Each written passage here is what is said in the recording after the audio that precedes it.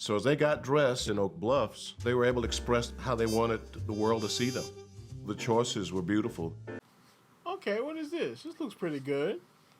Shirts were crisp, their white ties were part of the ensemble. The pants were creased, you could cut yourself on the creases. All right, classy. All right, classy black people. Okay, it's a little bourgeoisie, but ain't nothing wrong with that. The pants, the Atlantic break, just a little shiver over the shoes. Don't cover the shoes up with fabric. All right, he looking clean, you know what I'm saying? They looking casket sharp over there. Okay. Black elitism got to get the same way white supremacy does. I don't give a how you present it to me. Who is this nigga? That Oak Bluff, Ralph Lauren collection and trash. If anything, it was supposed to be Tommy Hilfiger. What the hell is even that? Y'all don't like everyday black folks. Who is this nigga? When it comes to Polo Ralph Lauren, because that is not how we and people who look like me have engaged with Polo Ralph Lauren. It's never been about some elite bourgeoisie shit. We stole that shit. We?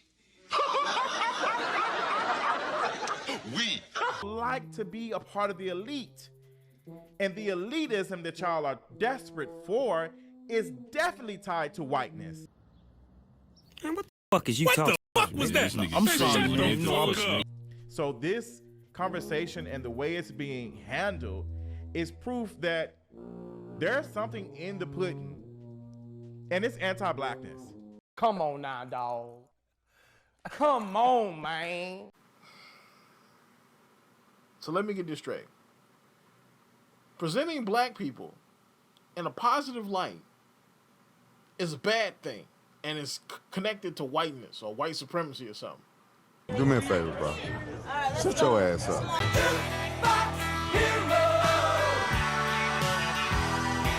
What is up, YouTube? My name is Mario, aka the real Super Mario. Check out the main channel because the main channel is popping. I've been having some fun over there talking about video games. I did a video about anime that need to get live action adaptations. I've been covering all the Pokemon stuff, Overwatch. It's been pretty fun over there. I decided to come back over here where I am the loot box hero, aka YouTube's greatest fat man. Bring you another video. Alright, so I came back to the second channel just in time to get tangled in some niggardry. So, the new Ralph Lauren collection. Alright, new Ralph Lauren polo, big kind of fashion brand. It's weird that fashion brands have been in the news lately. Alright, Ralph Lauren is in news for this, and American Eagle is in the news because, you know, people don't understand double entendres, but it is what it is. My jeans are blue. Sydney Sweeney has great jeans. Signed it. Nazi. You hear me? Nazi. So Ralph Lauren is doing a polo, Oak Bluff themed polo collection. And to be honest, I think it looks pretty cool. It looks pretty classy, and it shows black people in a pretty good light because, you know, that's something that we need. You know, good representation. That's what black people have wanted for a long time. And that's what we get from this. All right, Oak Bluff is a part of Martha's Vineyard that, you know, was the first place in Martha's Vineyard to be open to black people. All right, they would actually take in the more Hasidity, you know, high class black vacationers, you know, black travelers, and then some of them actually went to stay there, and that's the black part of Martha's Vineyard. That's why they're doing the collection in Oak Bluff. And apparently showing black people in a positive light is a bad thing. Black elitism got to get the same way white supremacy does. I don't give a how you present it to me. I don't care. James Jeter just dropped his second collection with Polo Ralph Lauren. The first one, Morehouse and Spelman, HBCUs were the craze. Totally get it. That was a layup. I understand. Now we're in, the second collection is based off of Oak Bluff. The only section in Martha's Vineyard where black people could gather and do their thing. Cool. I don't give a fuck about none of that. Damn. I do not want a black all-American story when it comes to Polo Ralph Lauren because that is not how we and people who look like me have engaged with Polo Ralph Lauren. Okay, sir, Mr. Red Do-Rag Man, please tell me how is it that black people have you know, interacted with Polo Ralph Lauren, and how should this be presented? It's never been about some elite bourgeoisie shit. We stole that shit. This is crazy. You must be stupid, huh? Like the things that you are creating, the things that you're trying to create, the things that, oh, like this is black excellence or black elite or whatever, we stole that shit. That is not how we engage with Polo Ralph Lauren. And for you, and while I feel like you are overly qualified to sit at the seat as creative director, you must tell these people, if you are going to leverage my blackness to help your company, we have to do it how black people have done it. This is a sick Negro. Like, why would he focus on the negative parts? Like, the negative parts, like, this did happen, you know, but why would he focus on that when he could focus on the positive? I mean, because the whole point of representation in the first place was to be inspirational. It was something to inspire you to aspire to be better. All right, this is why people got mad with the Bonquisha statue, because what does it inspire you to do? Like, what positive is there here?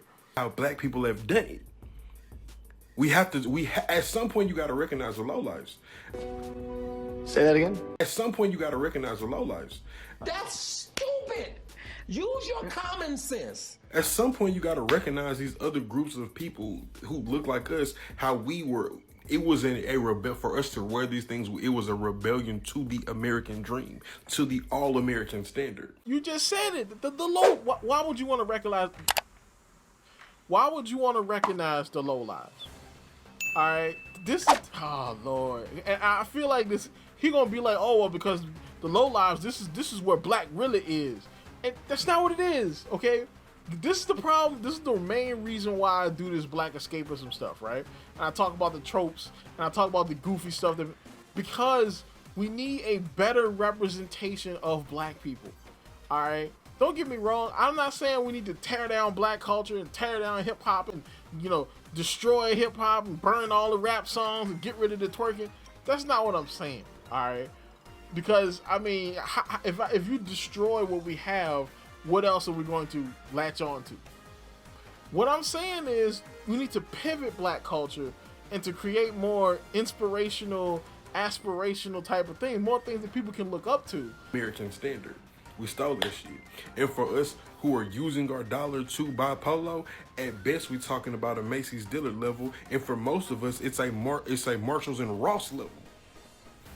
You have to, if you are going to sit at the creative director seat, you got to understand, like, the access is at that Macy's Dillard level and down. We gonna steal that shit up there.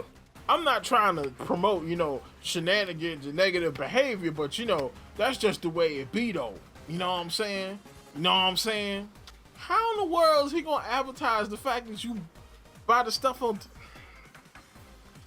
Bruh, come on, dog. Come on, bro. All right, there's nothing wrong with black excellence, man.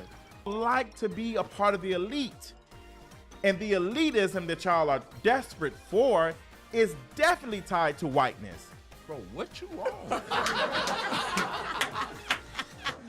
We can see it in this campaign, if we're being honest. This does not speak to everybody. Like, this doesn't represent, like, black America. What do you mean? What do you mean? The campaign, the pictures that are used, the models that are used, let's just say the quiet part out loud. This is the blackness that you all want to be portrayed. Yes! So this conversation and the way it's being handled is proof that there's something in the pudding, and it's anti-blackness.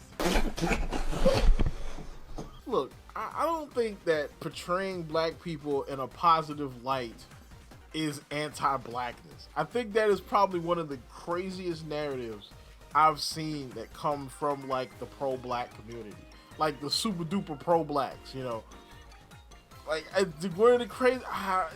It's crazy because the thing is, I can understand if they were doing something that was, like, overtly elitist. Like, they were saying, "Oh, this is better than that," right? Like, if they had these, like, Hasidity niggas in this ad, and, you know, they were there, and then they had, like, some working class schmuck, you know what I'm saying, who was, like, you know, cleaning trash off the beach or something, and he was in the background.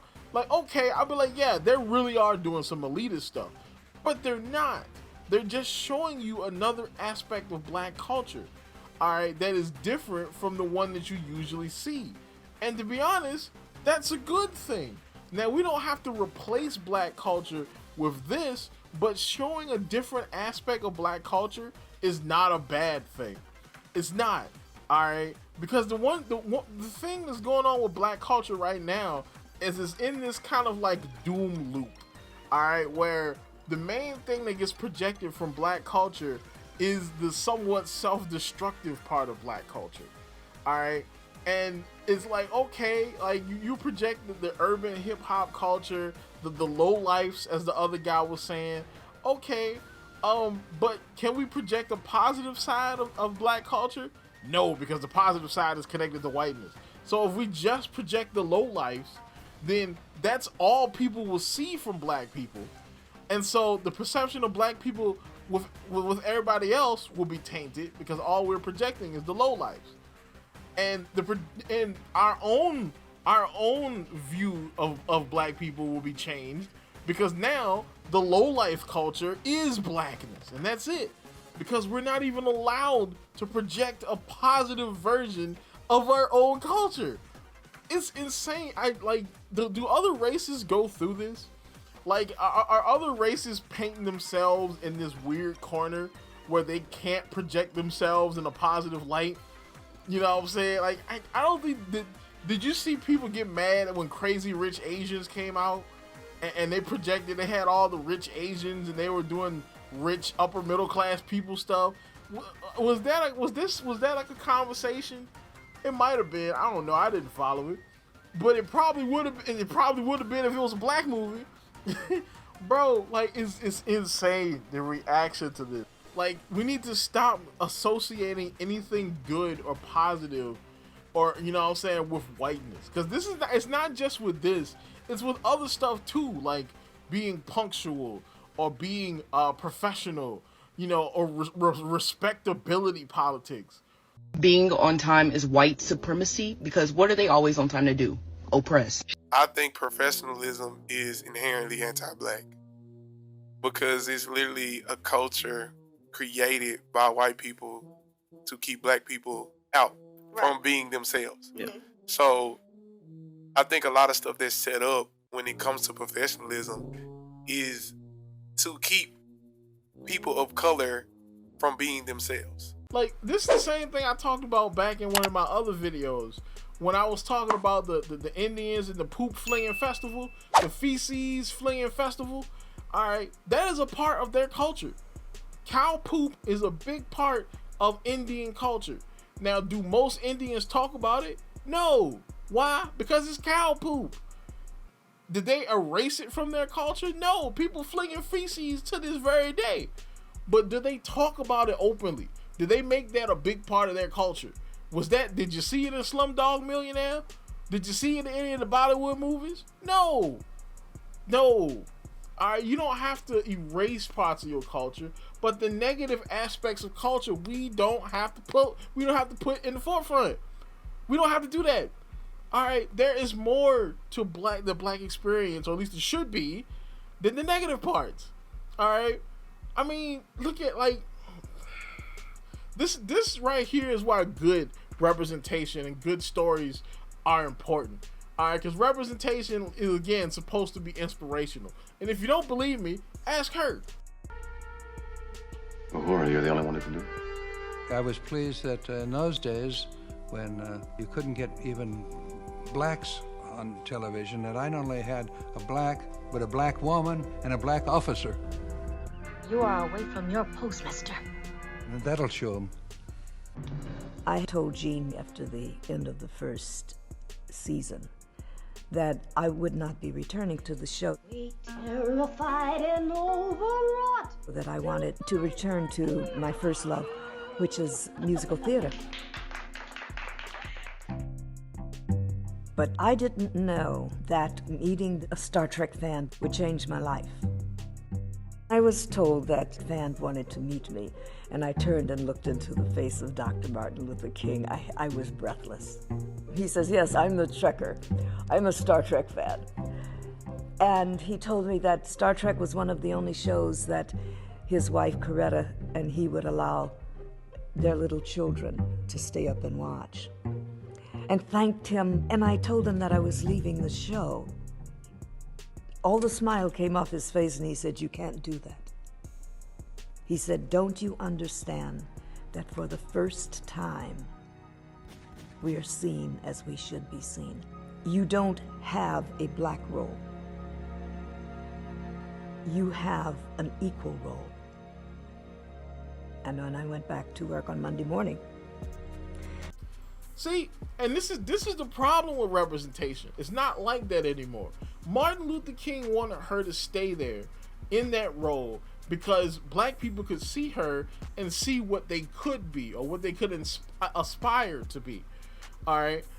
Representation nowadays is affirmational. All right. Not inspirational, affirmational. It needs to affirm you. It needs to comfort you. It needs to validate you. And this is the problem. No, listen. She's not only ugly, she's fat.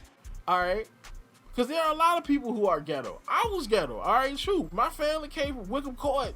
All right, built on a landfill out of cinder blocks. We ain't had no grass, lead paint. Okay. All right. We came from that. Okay. But the thing is, we didn't stay there. Did we forget that part of our lives? No, we didn't. But we didn't stay there. We evolved. And guess what? We don't present that as like the main part of our story either. And that's the issue with black escapism, characters, story, to everything. All right. And it wasn't always like this, because like black culture was a cautionary tale at one point, where they were telling a cautionary tale about, oh look, don't do drugs, don't sell drugs, don't do all that kind of stuff. That's why they told these hood stories, to warn you to not do this. But the thing is, the culture pivoted from telling you not to do that to glorifying you for doing that, or glorifying the people for doing that. All right. And that's why now when people see something like black excellence, oh, that's whitewashed. That's connected to white supremacy. And I mean, it's like, it's not like white supremacy to be proper, or to be on time, or to be excellent, and it's a little bourgeoisie, but it's not bad. And we need to pivot the culture, because this is crazy. All right, showing black people in a good light is not a bad thing. It's not. Okay. All right. This is why I talk about the things I talk about on the channel, because we need to change this aspect of black culture. All right. I'm not saying we need to throw it all away. I'm just saying we need to pivot it. Tell me what you think in the comments down below. Do you think Mario, you just being an old sentient raccoon? You just tap dancing for the white face or black face or white supremacy or whatever? Or do you think that I'm right? And you think that, yeah, we do need, a little bit of this. You know what I'm saying? There's a place for what we have, but we need something more. So that's about it. Of course, like, comment, subscribe. I got some other smaller projects coming before I get that big one, the next big tropes video.